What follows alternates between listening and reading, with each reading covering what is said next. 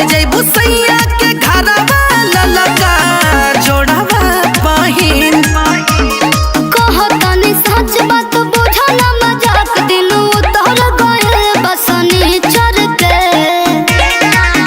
अरे सुनल भर दे दिहले ऑर्डर पापा हमार फर्नीचर के। अरे सुनल भर दे दिहले ऑर्डर पापा हमार फर्नीचर के।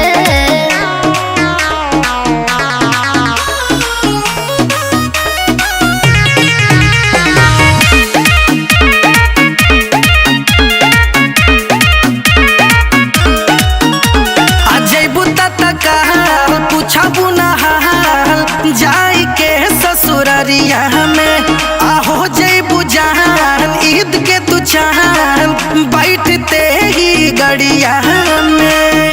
तो का करी बताओ। अरे कुल्ही चीज हवा वासिंग फिर जावा लगे कि नहायल राजा।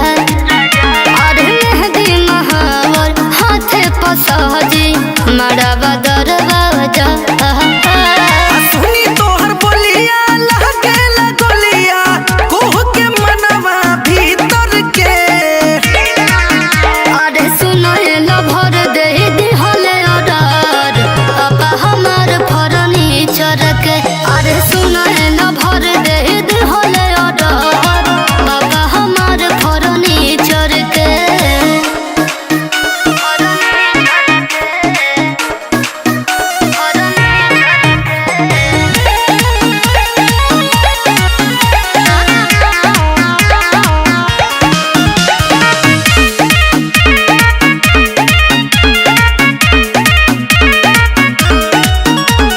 भूल गइलू वादा रहे इरादा कइल पिछला साल के। अखियां के सोझा गम के ई बोझा चली जइबू डाल के।